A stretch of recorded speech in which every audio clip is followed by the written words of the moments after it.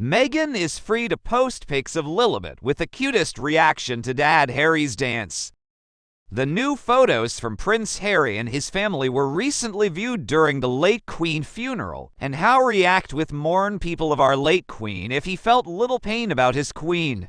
He never posts anything now. When Prince Harry and Meghan Markle opened the doors to their Montecito mansion for a revealing interview, they gave fans more than a glimpse into their lives with their children, Archie and Lilibet. The Duchess opened up to journalist Alison P. Davis for the cut for the New York Times and shared an adorable insight into their parenting.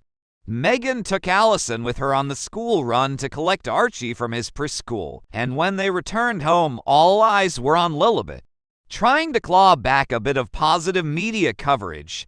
Their jubilee was a disaster. By all accounts, they did not get their own way about anything. Not 2 seats at Paul's, the balcony, photos with the Queen, etc. Their desperate need to get footage for Netflix was thwarted. If indeed they were wired, it was pointless, as few bothered to talk to them. Their status has been diminished even further. They are a busted flush. So after trying to sell Granny again and failing, they are reduced to selling their kids. Don't believe the stories of well-wishers donating hundreds of thousands in honor of a toddler. Just more PR fodder by an increasingly desperate woman and her PR team. Mostly, they left a trail of missed and madly performed duties. Harry, as Han Colonel, was supposed to attend a solemn memorial service for a group of murdered young Marians. He dished it at the last minute to take his wife to a film show, where he was ordered to get her a job for Disney. After one voiceover, they dropped her. They went to Australia as representatives of the Queen and botched it by failed to show at appointment. Ill-treating staff, throwing scalding tea at a maid, and swearing at the wife of the Governor-General. In Africa, they were supposed to bring attention and financial support to the poorest people in the world. Instead, Meghan whined that no one made a personal fuss of her. One thing Meghan did do, she handed out a bunch of inscribed bananas to a group of prostitutes. And even they thought it was a bit naff. Otherwise, insulting staff given to assist her till they left. Spending money, talking big but not performing, and taking weeks of holiday before they left us forever. Please, yes. How different from the home life of our dear Queen, as the saying goes. Why did Meghan and Harry release pictures of Lilibet after they left the UK? Why at that time, after waiting a year? They were waiting for the child to meet the family, and since that didn't work, they thought they would show the family what they missed. What they're trying to hide from everyone is, Meghan isn't likely to be the biological mother to both children. I'll explain why in a second. Harry could easily be the biological father to both. In genetics, you have dominant traits and non-dominant. Dominant are the colors that will be the ones that will most likely be present in your children.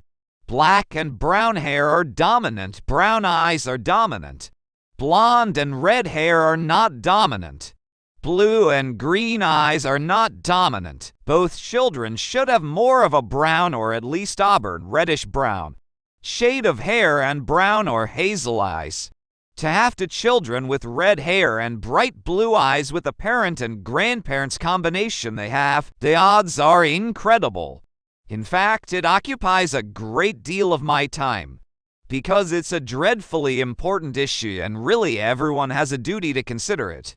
Mistakes have been made and must not be repeated. The world is in a very delicate state of balance at the moment, and something like this could tip that balance the wrong way.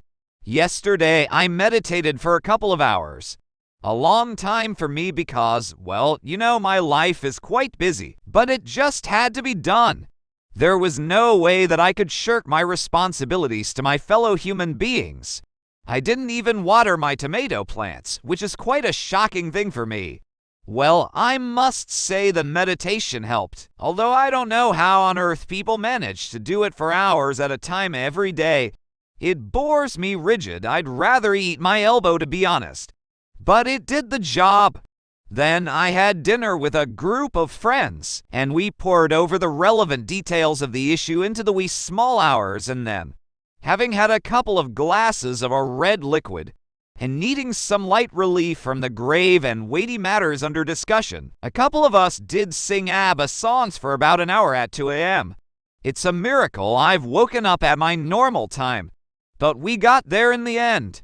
So, to answer your question, I'd say that in all likelihood, and given a fair wind of course, they're probably going to be called Harry and Meghan. Mostly, they left a trail of missed and madly performed duties. Harry, as Han Colonel, was supposed to attend a solemn memorial service for a group of murdered young Marians. He dished it at the last minute to take his wife to a film show, where he was ordered to get her a job for Disney. After one voiceover, they dropped her. They went to Australia as representatives of the Queen and botched it by failed to show at appointment. Ill-treating staff, throwing scalding tea at a maid and swearing at the wife of the Governor-General. In Africa, they were supposed to bring attention and financial